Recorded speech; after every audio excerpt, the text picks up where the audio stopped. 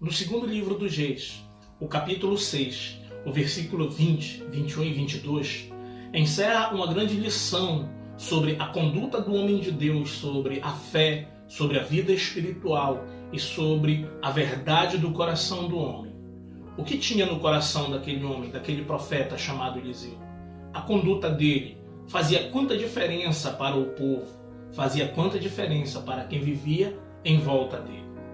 O versículo 20 do capítulo 6 do segundo livro dos Reis diz o seguinte: E sucedeu que, chegando eles a Samaria, disse Eliseu: Ó Senhor, abre a estes os olhos para que vejam. O Senhor lhes abriu os olhos para que vissem, e estes estavam no meio de Samaria. A lição de hoje tem a ver com uma grande pergunta. A tua visão, a tua fé, a tua autoridade espiritual, a tua vida espiritual tem levado as pessoas que estão à tua volta para onde exatamente?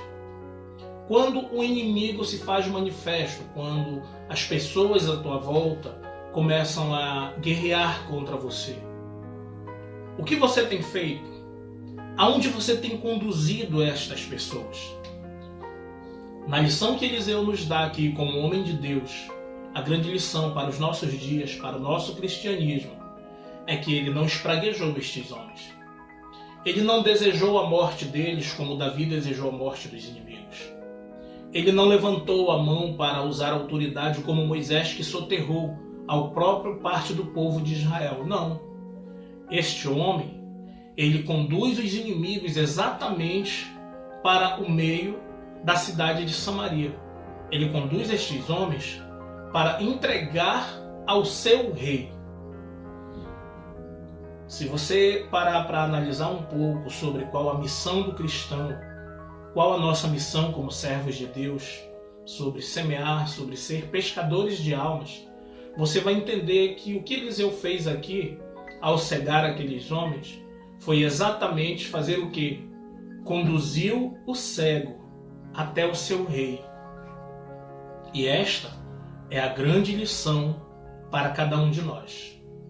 É uma lição para mim e para você, quando o inimigo se faz manifesto na vida das pessoas à nossa volta. Conduza essas pessoas ao seu rei. Leve até o seu rei. Deixa que ele decida o que fazer.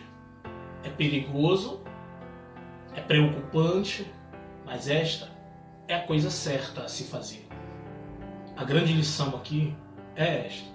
Mas isso não muda outras lições que nós podemos aprender ainda neste versículo, que nos mostra assim sutilmente que Eliseu não deu uma ordem para que eles ficassem cegos, ele não lançou uma palavra de maldição. Se você vê o roteiro do capítulo 6 completo, se você ler, você vai perceber que Eliseu, ele pediu ao Senhor, ele clamou ao Senhor. Nós temos um momento em nossas vidas onde o Senhor diz, como ele disse para Moisés: por que oras a mim? Vai lá e toca com a vara no mar. Toca.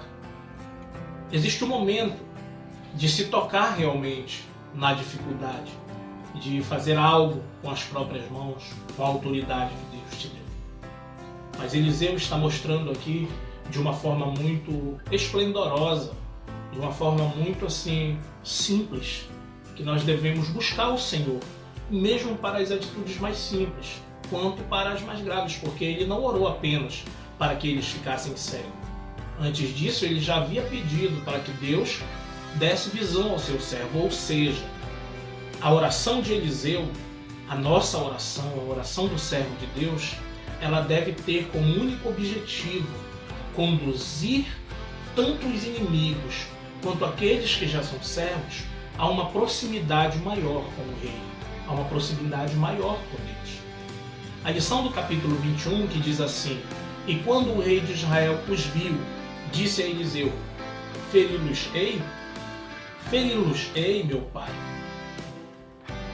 É triste saber que a maioria do povo de Deus, a maioria dos servos de Deus, ainda não desenvolveu misericórdia e amor pelas almas, a ponto de pensar primeiramente na alma, como Jesus disse, que nós devemos amar. como nós nos amamos. Sabe? E a lição que Eliseu nos mostra aqui, a lição que o rei nos mostra aqui, ela está muito evidente, muito clara, de que cada pessoa tem o seu devido papel dentro do chamado espiritual. Cada pessoa que Deus chamou para uma obra, cada pessoa que Deus converteu, porque essa não é uma tarefa minha nem sua. A conversão de uma alma, o convencimento, é um trabalho especificamente do Espírito Santo de Deus. Mas nós fazemos o nosso papel, que é conduzir, que é apoiar, que é ajudar, que é não atacar, não destruir as almas que são carentes, que são necessitadas. Como um dia eu julgava que a minha alma estava tudo bem, eu julgava que estava tudo bem comigo. E só após ter uma visão espiritual, um encontro com Deus, não conforme me ensinaram, não conforme o que eu achava, a minha própria informação, mas quando eu li que era possível ter um contato verdadeiro com esse Deus no mundo espiritual, algo além daquilo que o cérebro humano é capaz de compreender, e eu busquei isso, bem, isso é para cada um. É uma questão individual que aqui nós vemos de que forma? Nós vemos o rei preocupado em fazer o quê? Exterminar com o inimigo, acabar com o inimigo. Esse era o papel do rei. Esse era o papel dos soldados em Israel. Acabar com os inimigos. Essa era a função deles. Mais lá para frente, nós vamos ver que o rei pensava na destruição dos seus inimigos porque tinha algo dentro dele que se revela quando ele começa a perseguir também Eliseu. Quando a coisa aperta. No meio da tempestade é que a gente vê aquele que tem autoridade e aquele que não tem autoridade, como se comportam em relação aos outros e em relação a si mesmo. Mas o rei aqui nesta ocasião, ele está buscando o auxílio, o conselho do profeta. Mas é interessante que neste mesmo texto, apesar de curto esse versículo, nós já podemos compreender que o rei pergunta 2 vezes. Eu feri-los-ei? Ou seja, eu mato? Eu mato. É quase uma pergunta retórica. É quase uma pergunta pedindo aprovação, pedindo confirmação, apenas para que o profeta dissesse, mata.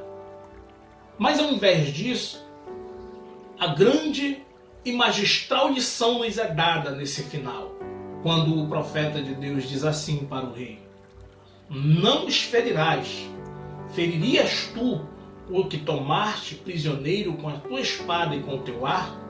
Põe-lhes diante pão e água para que comam e bebam e se vão para o seu senhor. E apresentou-lhes um grande banquete, e comeram e beberam, e despediu, e foram para o seu senhor. E não entraram mais tropas de sírios na terra de Israel. Como os inimigos são tratados? Sabe? Eliseu sabia exatamente quem eram os seus inimigos. Eliseu sabia exatamente o que precisava fazer. O que Eliseu buscou? A morte desses inimigos? A destruição? O aprisionamento? Eliseu tentou converter esses inimigos a que se tornassem parte do povo de Deus? Eliseu tinha compreensão de um texto que foi escrito muitos séculos ou talvez milênios depois, de um texto que diz assim, aqueles que se devem acrescentar são acrescentados dia após dia. É o Senhor quem acrescenta, meu irmão, minha irmã. É o Senhor quem acrescenta no meio do povo dele, todos os dias, aqueles que se devem ser acrescentados. Não é o meu poder de convencimento, não é o teu poder de convencimento. Não é usando estratagemas, estratégias, segundas intenções. Analise que Eliseu não estava usando uma estratégia de cegar para isso, para aquilo outro. Eliseu buscava uma coisa muito simples. E esta grande lição, que está no versículo 22 e no versículo 23, ela mostra que Eliseu buscava a paz, ainda que para isso fosse preciso dar pão e água ao próprio inimigo. Dar pão e água ao próprio inimigo. A palavra de Deus no Novo Testamento nos ensina mais uma vez, confirmando esta atitude de Eliseu, quando ele diz que nós devemos amar os nossos inimigos, orar pelos que nos perseguem. Essa é a grande lição que Eliseu nos dá. E com isso Eliseu garantiu o quê? O final do versículo deixa claro para a gente que Eliseu garantiu a paz para Israel. A paz. A paz. A paz para Israel. Não foi uma paz duradoura, porque no versículo seguinte as coisas já desandam, mas ele conseguiu a paz para Israel. Aquele rei da Síria, naquele momento, teve paz com Israel. O final da lição, o fim da lição, não confundamos conseguir conciliar a paz com negociações. Infelizmente, atualmente no mundo, há uma deturpação, uma corrupção geral do significado das palavras, porque cada um diz o que pensa, cada um diz o que quer, cada um dá a sua própria opinião. E não tem nada, eu não tenho nada contra isso. Também aqui estou dando minha opinião. Leia a palavra, ore ao Senhor, tenha visão do mundo espiritual. E aí você saberá realmente quem está fazendo o quê. Porque existe uma diferença entre garantir a paz para o povo de Deus e fazer negociações, acordos, licenciosidade e permitir que o mundo esteja dentro do templo para fingir uma paz. O Senhor Jesus nos ensinou que os que eram pacificadores, que buscavam a paz, eram benditos, eram abençoados.